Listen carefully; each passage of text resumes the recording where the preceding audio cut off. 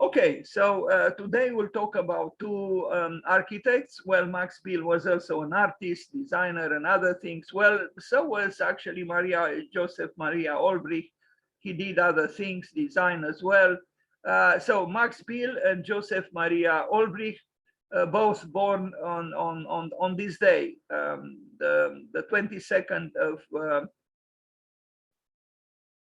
December. I hesitated a little bit because I was having the doubt that maybe it's the 23rd, but no, I think it's the 22nd today, unless I'm wrong. Anyway, Max Biel, Swiss. Let's read a little bit about him. Just a second. Let me. I don't know what's going on here. Okay, Max Biel.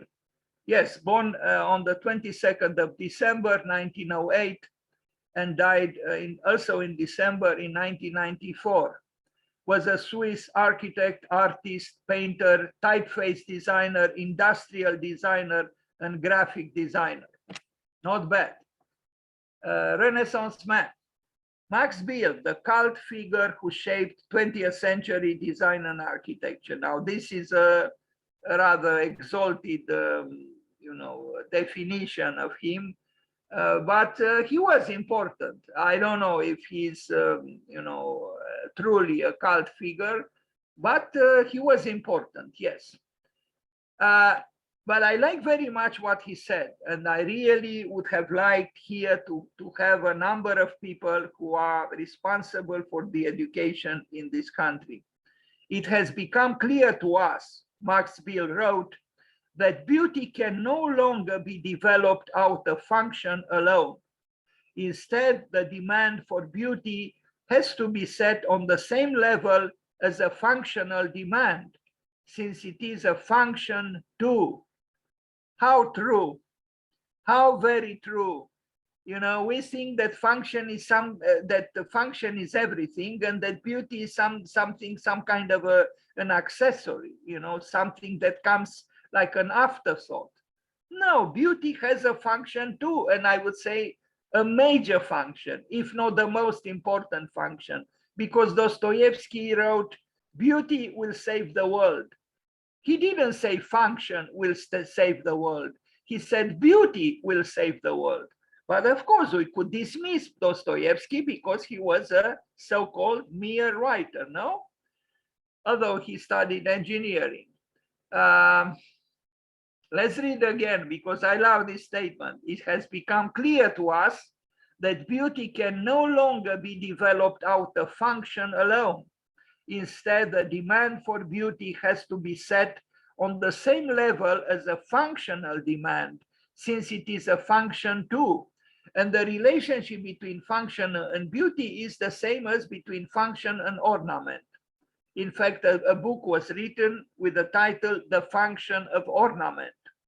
I pronounced a word which is not even pronounced in some parts of the world, in some schools of architecture in the world.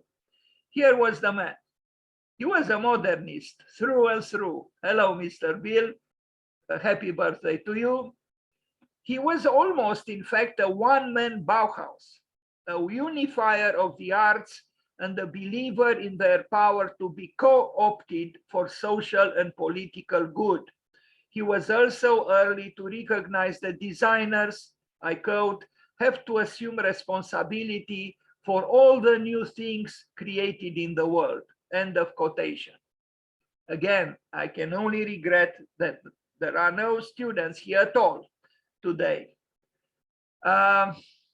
Building Ulm HFG, I don't know what, I guess it's a high school something. No, in German, it's actually this school it was a Bauhaus school. After the Bauhaus, ended in Germany, a new Bauhaus was built was started by Laszlo Moholy-Nagy in Chicago and by Max Biel in Ulm in Germany. And now we see some pictures of the buildings. I don't know if he had, specific architectural training. It's possible that he didn't. I also don't know, and I should have known, and I apologize, I don't know if he studied at the Bauhaus. It's possible that he did. But those people were very open-minded. If a man had talent and was serious, was responsible, and he had commissions, he was allowed to build. And Max built, as you can see, was responsible, was serious, and he built the Bauhaus school in Ulm. And we are looking at it right now. Now, this building maybe doesn't surprise us a lot, but it has qualities. It needs, reticence and even austerity. I think it has architectural qualities. A clock designed by Max Bill. We are going to see some other buildings by him, but now it's just an aide memoir of some works by him. I should probably do a more developed presentation on him, but for the moment, this is what I have. The Pavilion Sculpture, 1983 in Zurich by Max Bill. It's this work that he did. It's more like, an installation, an urban installation, because he was really functioning between various fields, architecture, design, and for example, now we look at Ulmer Hocker, Ulmer's stool from 1954. He did also furniture design. It's maybe we are not very thrilled or surprised when we look at something like this, but it has a purity and in its simplicity, I think it has its own poetry. Part of the work, Family of Five Half Balls in 1966 in Karlsruhe. It's a sculpture, Max Bill. I wish architects would do more art and artists would do more architecture. And even better, artists unite with architects and create works together. That would be even nicer. But with the bureaucracy in our country and with the separations that we cultivate so strongly, I don't think this will happen soon. A column with 3.6 angular cross sections from 1966 in Marl, in another sculpture.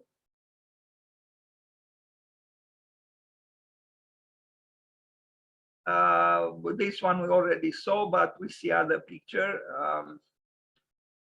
It's when we saw the building for the Ulm school, we would not easily expect this kind of artwork from him, because this is primal, is elemental, is but it shows that the man had artistic not just tendencies, artistic knowledge and artistic instincts and artistic outlook on everything he did. Design, sculpture, architecture. And we are going to see some more architecture. Picture column, tripartite group, 1989 in Stuttgart. Again, Max Bill. Einstein Monument from 1982 in Ulm.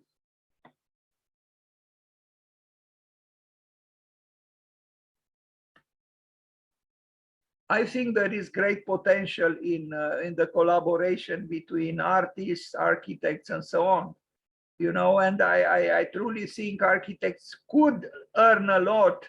I'm not talking about monetary matters, but could earn a lot, even in self-confidence, if they allow their artistic side to express itself through sculptural works or painterly works, and so on. Endless Stairs, 1991. Max Bill.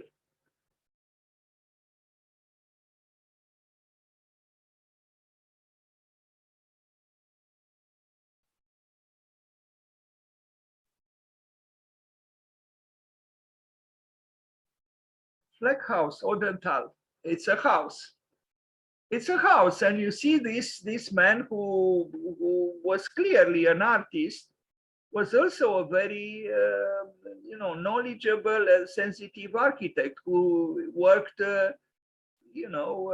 this is not a naive building, and I like the fact that it's not, you see how the building was made, you see the making of the walls, and these brick walls, I think, have an inborn nobility because of the brick itself.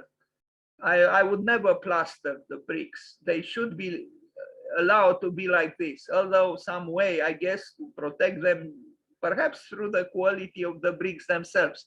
I don't know.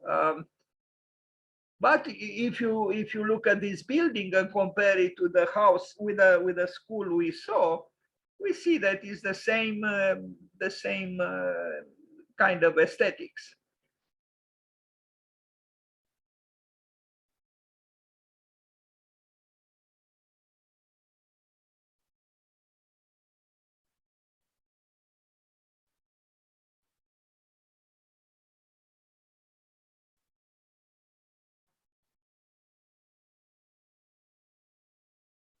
Although he talked eloquently about beauty, he was obviously quite capable to handle functions. I mean, this is a very functional plan.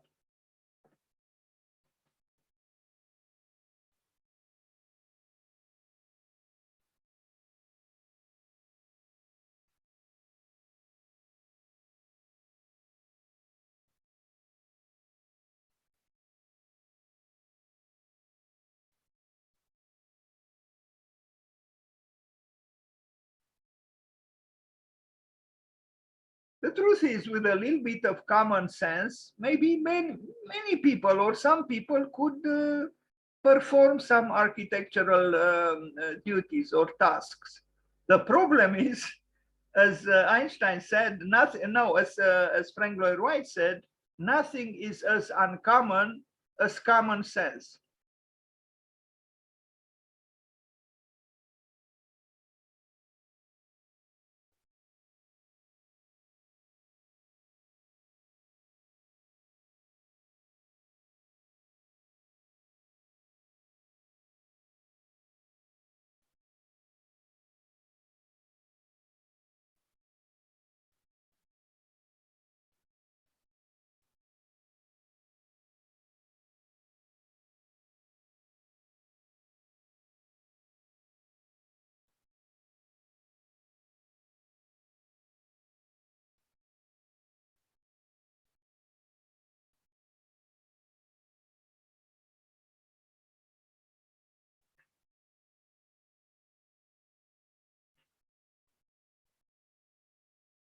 These modernists, like Max Bill, also employed organic matter or natural material, something which at least the deconstructivists didn't do so often. Usually some of the star architects of today, especially if they, were active in the field of what was called deconstruction, often, or maybe at least sometimes, they rejected natural materials. But here we see Max Bill, a modernist, employing the brick both outside and inside, and I think convincingly.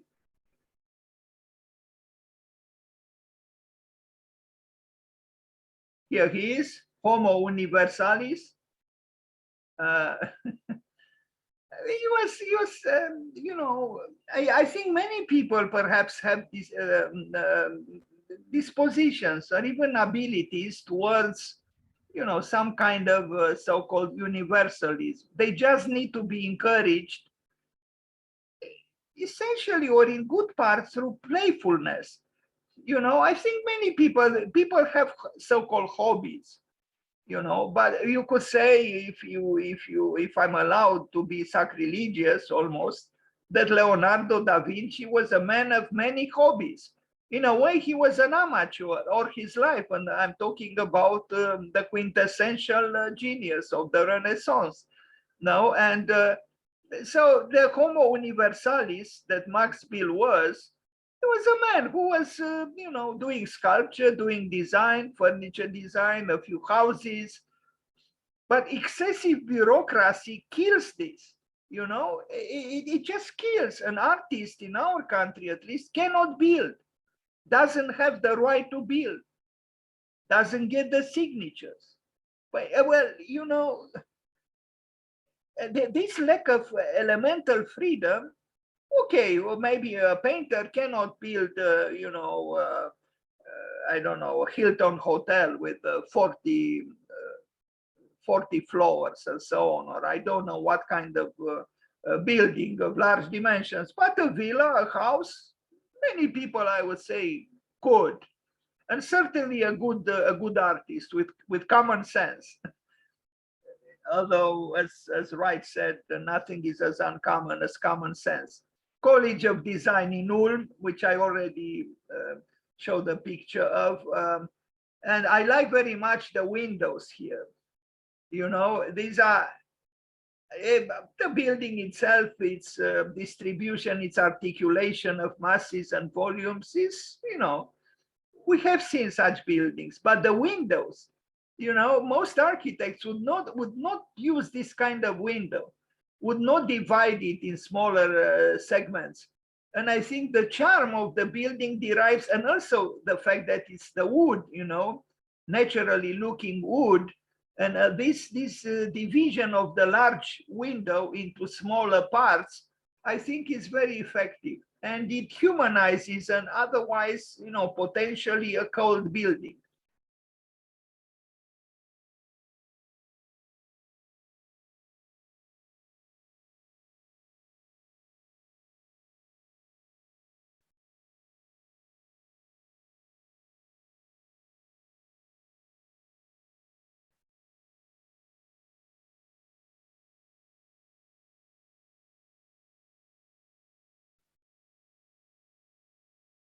As we can see, the artist Max Bill was also a very rational man. He was able to conceptualize, so to speak, the architecture of a building in very convincing, you know, logical, rational terms. He was not a capricious, wild man. Although, I mean, even in his art, he was not, you know, Dionysian. No, there is a sense of equilibrium, of measure.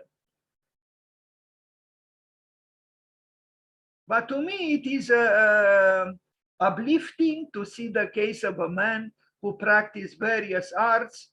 And, you know, I think we need more such men, you know, such people, not just men, women as well.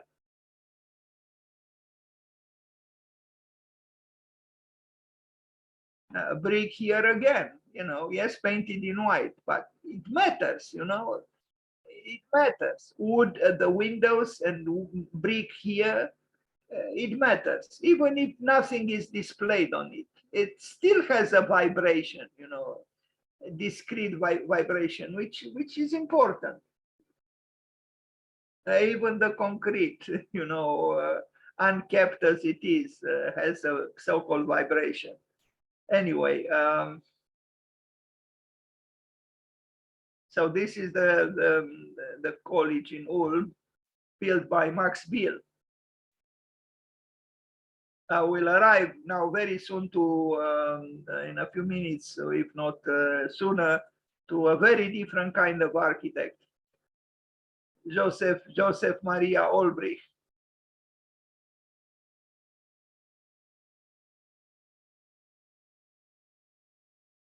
Max Bill in Germany, but he was Swiss. You see, even the plan has a certain playfulness here. You know, these buildings almost begin to dance a little bit together, to hold hands, so to speak.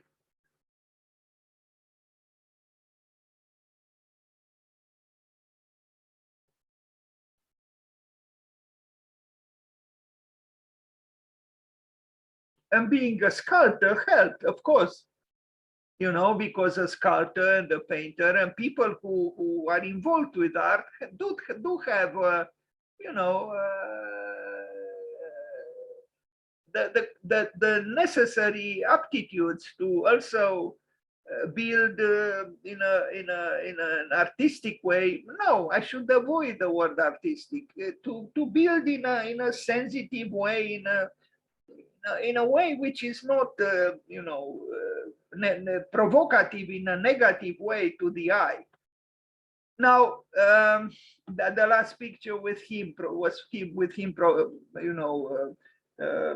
teaching his students about the design of a piece of furniture. And now we go to Joseph Maria Olbrich, who was also born on this day, but a different year. Of course, Joseph Maria Olbrich, just a second, let me activate the slideshow.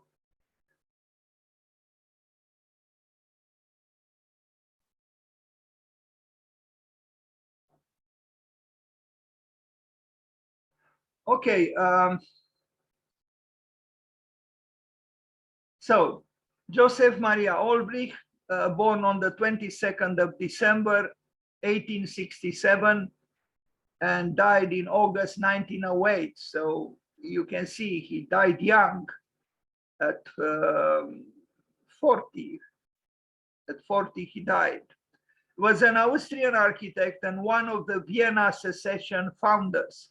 Olbrich studied architecture at the University of Applied Arts in Vienna and the Academy of Fine Arts in Vienna, where he won several prizes. These included the Prix de Rome, for which he traveled in Italy and North Africa. In 1893, he started working for Otto Wagner, the Austrian architect, and probably did a detailed construction for most of Wagner's Wiener Stadtbahn, the metropolitan railway buildings. Not a little thing in itself.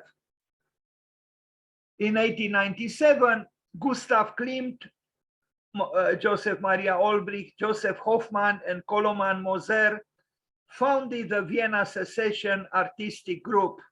Olbrich designed their exhibition building, the famous Secession Hall, which became the movement's landmark. In 1899, Ernst Louis, Grand Duke of Hesse, founded the Darmstadt Artist Colony, for which Olbrich designed many houses, including his own and several exhibition buildings. Olbrich gained Hessian citizenship in 1900 and was appointed to a professorship by the Grand Duke. In 1903, in the following years, Olbrich executed diverse architectural commissions and experimented in applied arts and design. He designed pottery, furniture, book bindings, and musical instruments. His courtyard and interiors at the St. Louis World's Fair won the highest prize at the exhibition. At the time, the St. Louis Post-Dispatch wrote of his pavilion, "The interior decorators of the United States are now talking about the Olbrich Pavilion. It is already indicated as one of the things at the World's Fair which will leave a permanent mark upon American life." He was subsequently appointed corresponding member of the American Institute of Architects.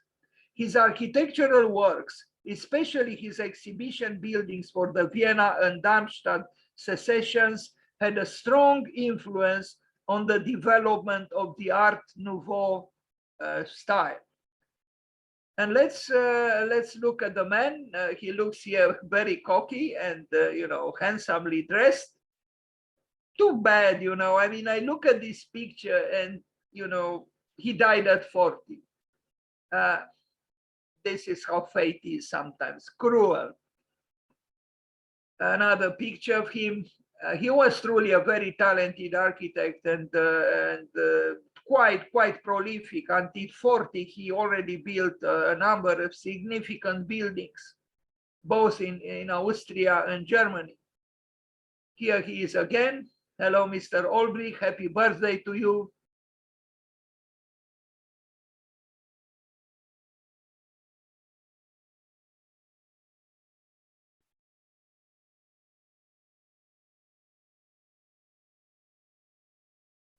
drawings, some drawings by Joseph Maria Olbrich. He designed. This is a study for the building for the Jugendstil, for the secessionist building, how a study for a villa. This is perhaps a little too bucolic, but you know, the charm of the Austrian architecture probably derives in part from this conjunction between opposite tendencies. On one hand, one that was you know, in a way looking backwards, nostalgic, melancholy even towards the empire that was until 1918. And then the other one, forward looking and modernistic. And the clash between the two tendencies created that tumultuousness, that fervent creativity that the Austrians nourished themselves with. This is a side elevation of the secessionist building. You see at the bottom, architect Joseph M. Olbrich. He was young. I mean, he was young when he died. Perspectival drawing. Another fragment of a project. It was a very interesting time, you know, the fin du siècle, because it was the transition between two centuries, and it was if I am to compare the fin du siècle of the 20th century with the beginning of the 21st century, in fact, I think it would be very interesting to maybe even write a book about this subject, comparing two fin du siècle, that one between the 19th century and the 20th, and this one between the 20th and the 21st. Because there are significant differences between them. You see the perspectival drawing, not only that it is influenced by graphic manners even that derive from even Dürer, perhaps, or some you know, past masters of graphic work, but there was also interest in the graphics of the language of the words, which were integrated with the pictures. You know, the design was holistic. Not always, like here, for example, less. Anyway, this is the cover of the. I forgot the name of the magazine they published, and I should have known by the secessionists. We remember them. There was Gustav Klimt, Joseph Hoffmann, Joseph Maria Olbrich, and Koloman Moser. I love all four of them. And okay.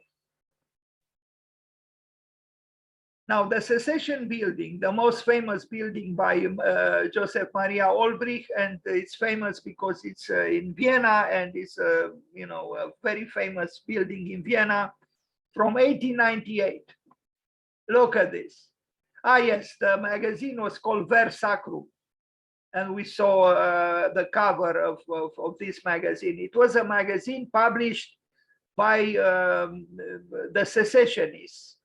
What was the secession movement? It was a movement of artists, architects who wanted to separate themselves from the traditionalists. They advocated the new. And you know, even this saying here inscribed on the very facade, the main facade of the building, says it all. To each time its art, and to each art its freedom. This is something we should all know and remember every single day. To each time, or to each era, or you know, you could use another word for time, but it's understood. To each time, its art, its specific art. You cannot build today what could have been viable 100 years ago. You have to belong to your time. But also, your art needs its freedom. If it doesn't have its freedom, it cannot manifest its specificities. It cannot breathe. So the secessionists were right. Now, of course, the secessionists were not, some, I'm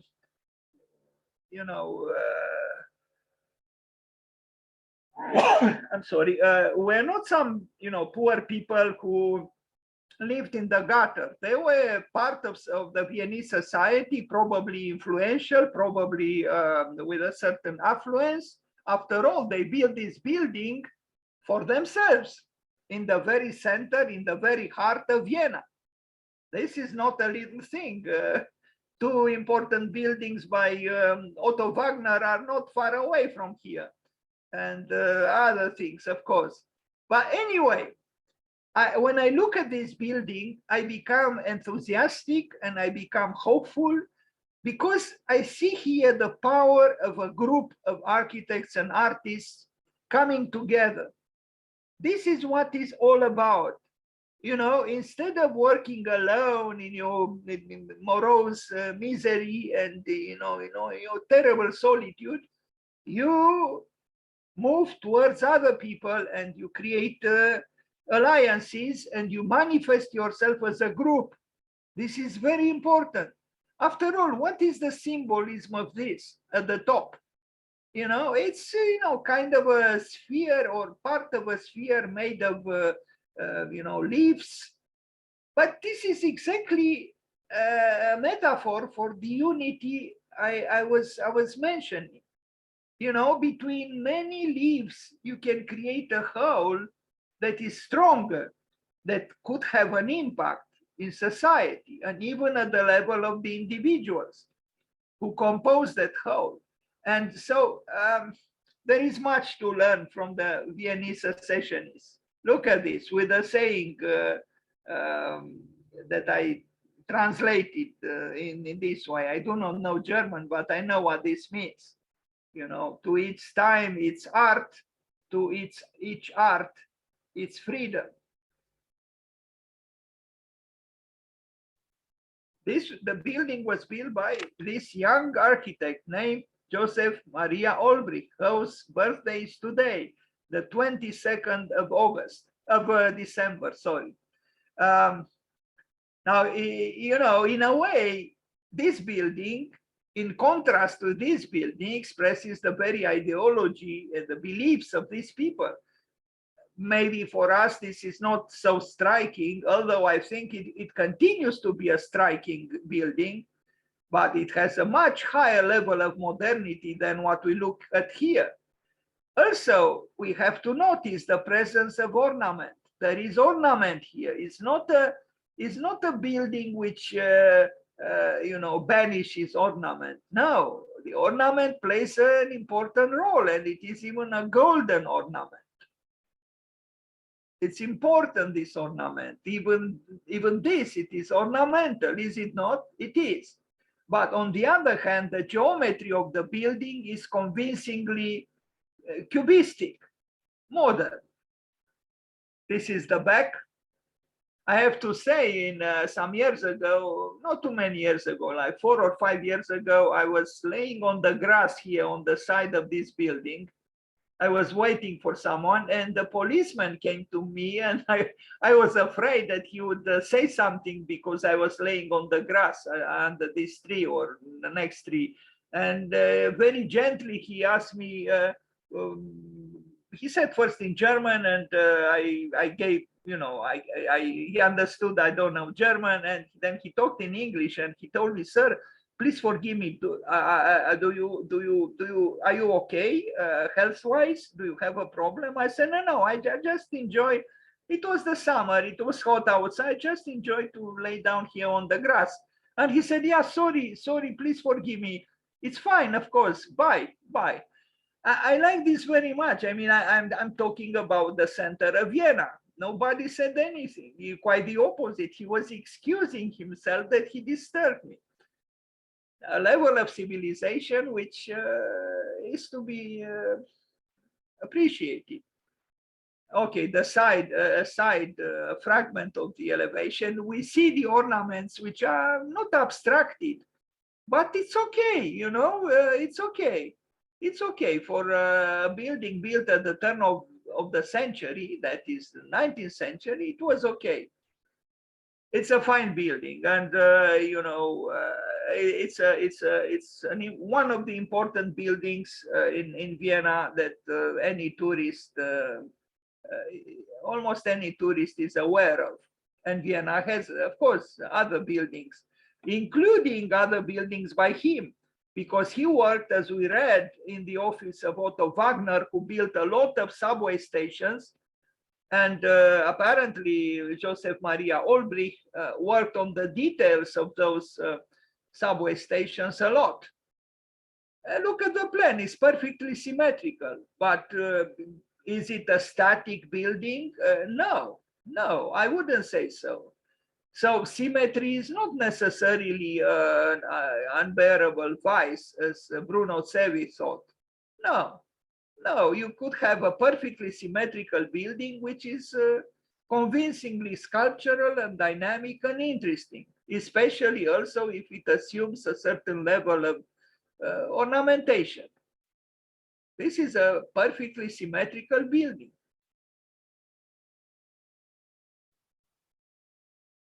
I like the way, you know, this incorporation of special, you know, graphics and, you know, graphic illustration.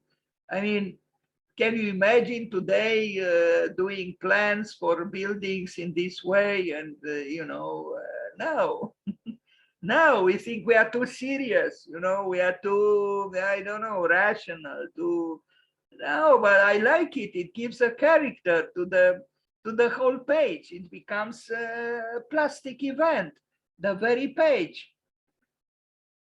And you would say, well, what's the relationship between this figure here, naked as she is, and the plan? Well, you know, Eros is a force, and they should animate even architecture. Yes, it should. Maybe especially architecture, which has a tendency to become, to take itself too seriously and to become totally without sensuality and too morose.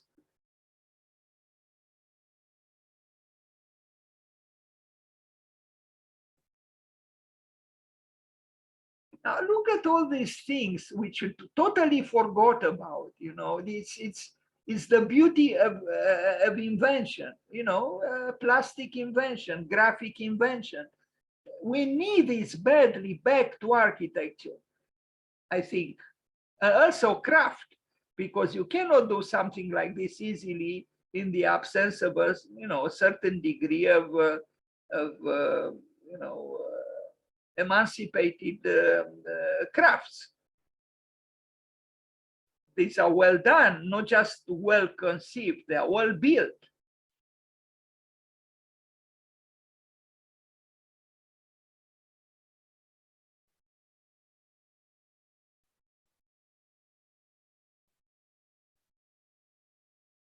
The Secessionist building by Joseph Maria Olbrich, built at the end of the 19th century.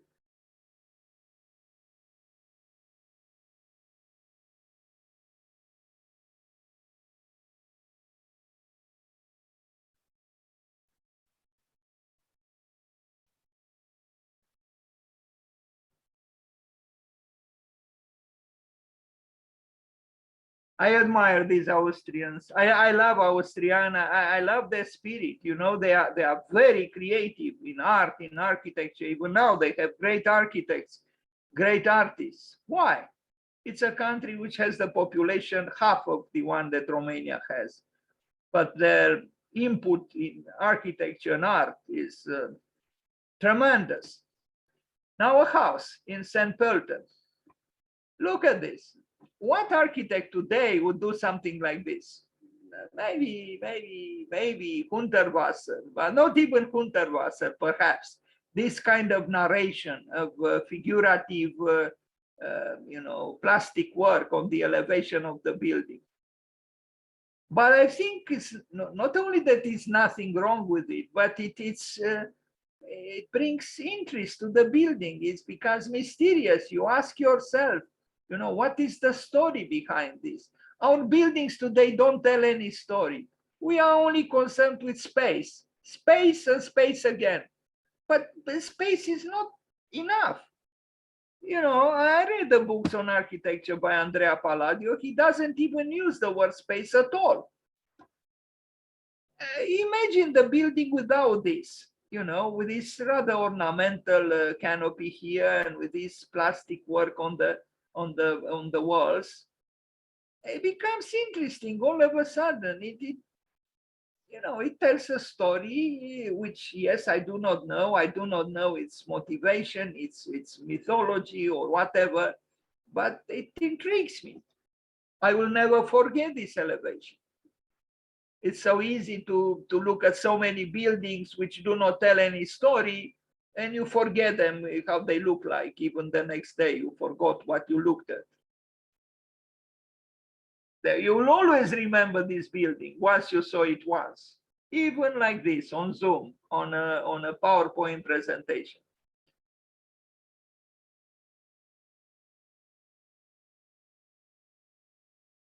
Even the window and the doors to the balcony or whatever they are, events, they are done with a level of individuation.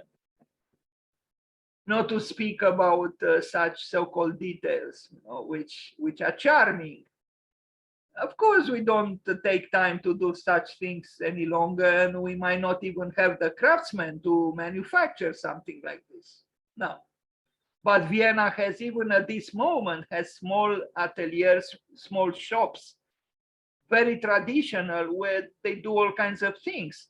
They could build something like this even in the present, although they are sophisticated technologically and so on, but they didn't give up on the small shops, the traditional shops, either working with wood or iron or whatever. That's very good. It's an excellent strategy, I would say.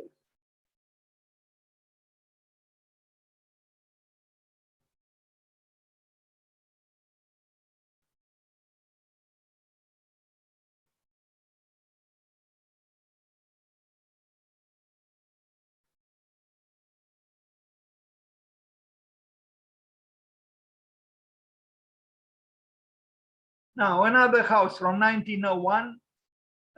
This one also is interesting, you know, whimsical a little bit and surprising. You know, all of a sudden you are confronted, so to speak, with an architect's work.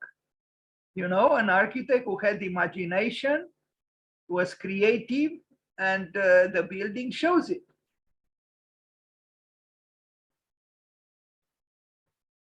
Look at the entrance door itself is an event.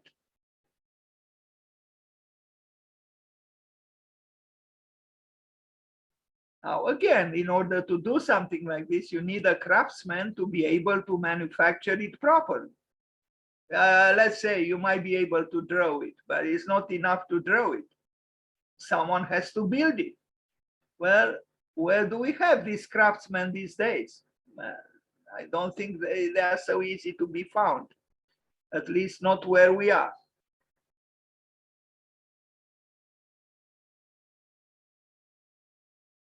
I even saw that perhaps the University of Architecture here in Bucharest could become a university of applied arts, where you have not just architecture and urbanism studied, but also, you know, painting, sculpture, media arts, ceramics, textiles, and so on. Just like in Vienna, and just like at the Bauhaus. At the Bauhaus also, it would be great. It would be absolutely great.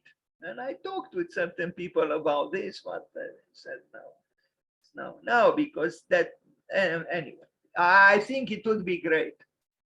I even thought, to be honest, I don't know why, in a way I shouldn't talk in English about these matters. Maybe after the presentation, I'll say a little more about this. I like this building very much also, because it's oriented both ways. It's like House for Janus, the god of transitions and doorways. And by the way, the name of the month, January, comes from Janus, the man with two faces looking both ways. Olbrich was looking both towards the past and towards the future. And he was not the only one, of course, but there is charm, I think, in this. Now another house in Darmstadt, this time he built a one for himself too. This is from 1901. Again, the entrance is for a human being who refuses to be considered a number or a soldier in an anonymous assembly of other anonymous so-called people. Now, okay, the house, it is as it is, but the entrance it has character, it has personality, it is personalized.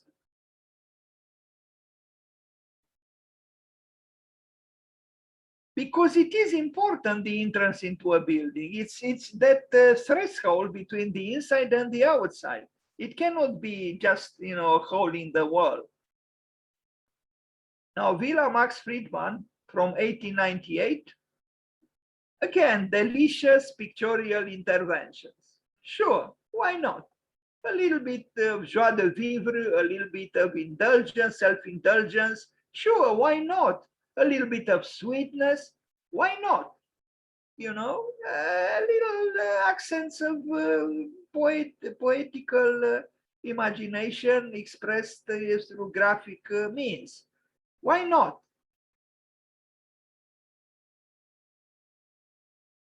We forgot to be playful. That's why the work of the architect became so without joy, because we are not playful. We don't manifest our perhaps deepest instincts and desires. We don't manifest them. They are repressed. We are repressed human beings in the name of a obsolete understanding of what modernity means. Now, his own house, the house Olbrich in Darmstadt, here it is. It's a cube. It's a cube with a little bit of whimsical ornaments. I don't know about the symbolism of this. I don't know if here was a fountain or something. It's a cube, but I don't know. I mean, I have seen more interesting buildings, but it is said that, the shoemaker cannot make shoes for himself, although Frank Lloyd Wright made quite interesting shoes for himself, so to speak. I mean, I'm talking about his own buildings, but it seems Olbrich was more restrained in his own house, in the building of his own house, than he was in other cases that we saw until we arrived here.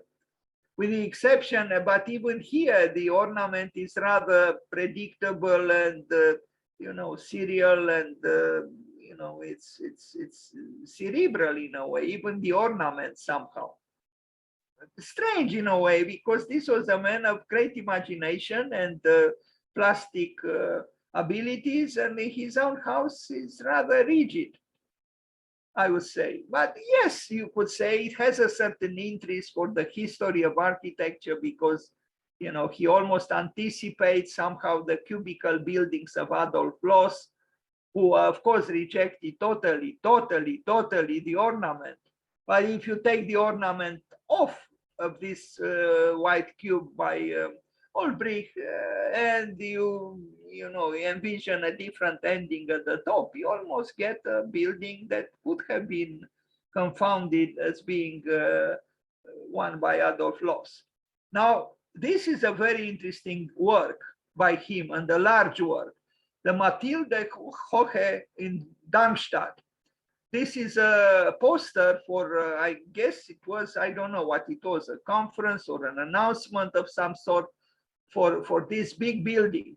Look at this. I mean, he built all this, the tower and this big thing here. There is even an Orthodox church, which is very, picturesque, to say the least. But this architecture is, you know, has the severity, almost the severity of modernity. The tower is more sensuous because of the bricks and, you know, some accents here that, you know, wouldn't be called necessarily modern. But all in all, this shows clearly the skill of articulating volumes and masses by this still young architect, who had big commissions by, you know, he was maybe around 35 when he built this. And the tower is very different from the building behind, but he built both of them. And on the right is the Orthodox Church, which would take you by surprise. I don't know what's here, you know, this silhouette here is, I can't imagine it's a human being there. I only noticed it now.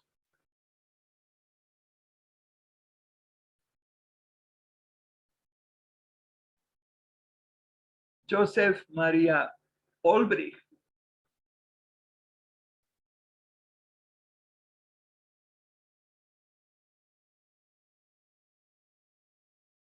Now these impressive statues, you know, left and right on the side of the entrance into the building, they also have a, you know, a plastic and artistic impact on the building.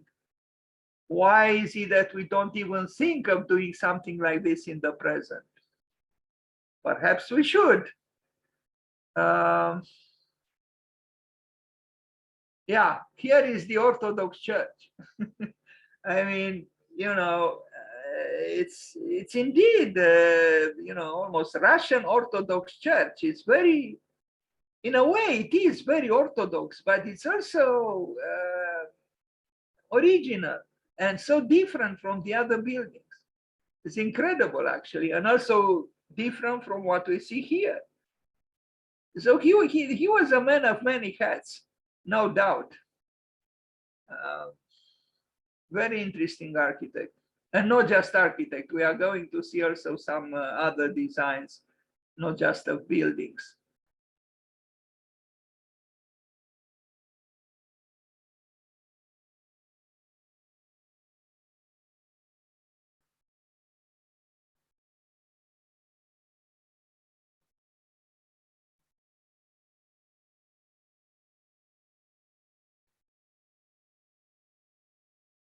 The amplification of the artistic means at the entrance into the building is an expression, in my opinion, of that special event that stepping into a building means, the transition between the outside and the inside, or vice versa.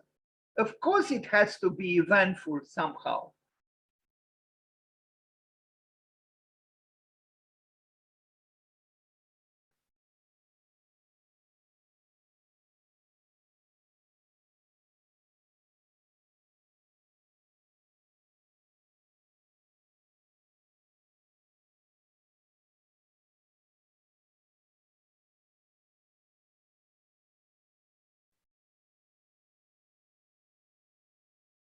It's quite an interesting and hybrid work, and ample also, in Darmstadt.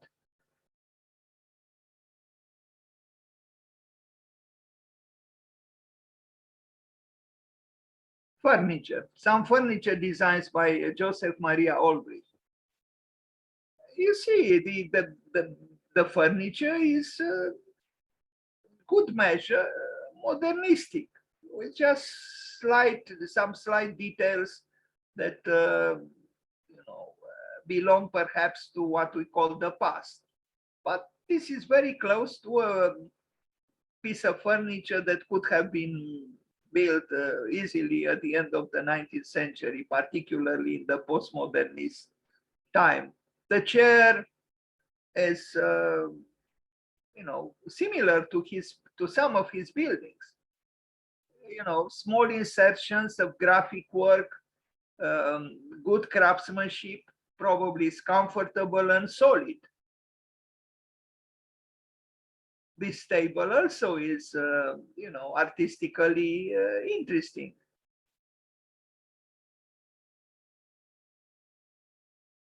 Architecture cannot renounce sensuality. It cannot renounce art. It has in some way, which is maybe, which cannot be codified, in a rational way, but it depends on the skills, the aptitudes of the creator.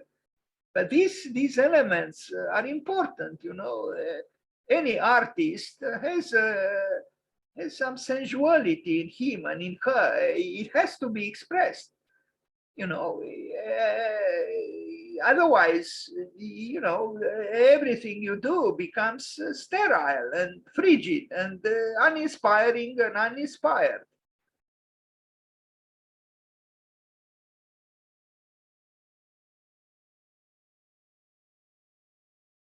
It's amazing he did so much in literally a short time, because we have to also consider that he worked for a number of years for Otto Wagner. So I don't know. I don't think this man actually worked for himself for more than maybe 10, 12, at the most 14 years. But just to design and build this chair, to do it properly, needs some time. And it's not the only thing he did. And I didn't show all the things he built, neither in terms of furniture nor in terms of architecture. Imagine he lived for other 40 years, and he could have.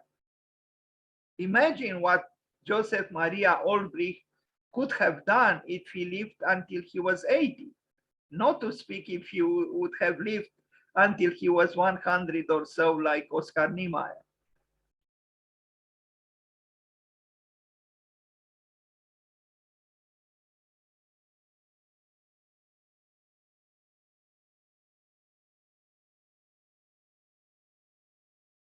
When I look at this, I remember the amusing statement by Oscar Wilde, but of course it was made a long time ago, when he was, humorously sarcastic towards Switzerland. He said, during the Renaissance, the Italians had wars, had dramas, had killings, murders of, even from the family, the Medici and others. There was a lot of, poisonings and so on, but they had a great artists, Michelangelo, Leonardo, Raphael, Brunelleschi, and so on. While he said Switzerland had peace for hundreds of years. And what did they create? The cuckoo clock. Now, actually, the Swiss are actually very good and very significant now, both in architecture and in design, and pushing forward the limits of architecture through the remarkable educational, places they have in Switzerland, like ETH and others. They created much more, and I think in the present, Switzerland is truly a force in the field of not just built work with their exceptional offices. I mean, let's not forget Herzog and de Meuron, from the Peter Zumthor, from the Peter Markley, and there are others. And so what Oscar Wilde said is not valid any longer. Anyway, look at this interesting table, which is kind of a table obtained from 4 chairs. And truly an interesting idea.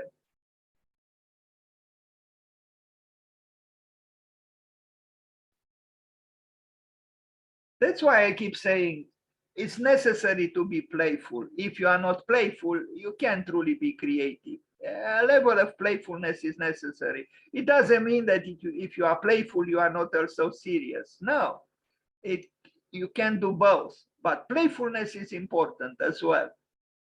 I mean, there is playfulness even here too.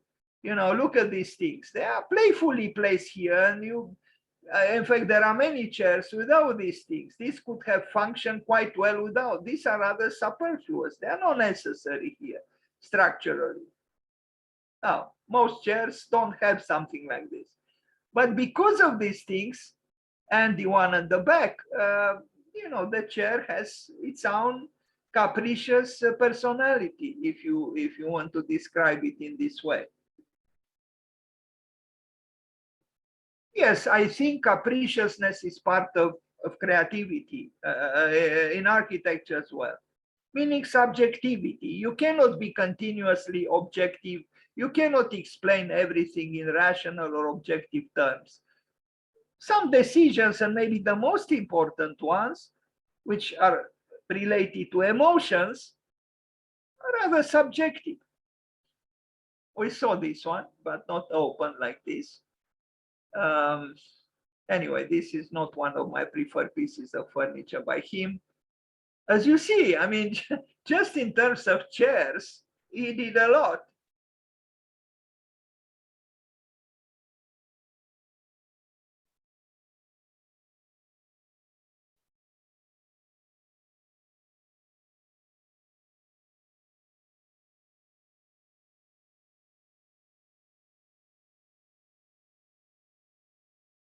Some design, because this was furniture design, but he also did other kinds of design, like jewels. Like here, he did something like this too. His great appetite for designing buildings, objects, so on, was unstoppable.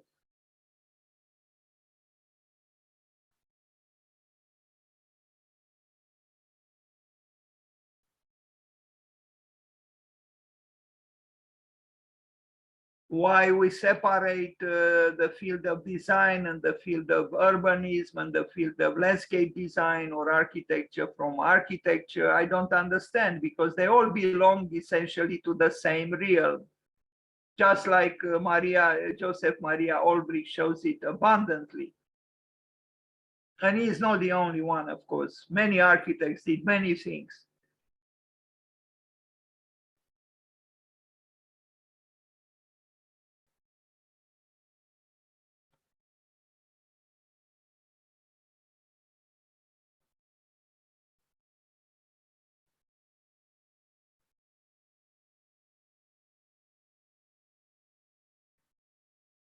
Thank you. And happy birthday, Joseph Maria Olbrich.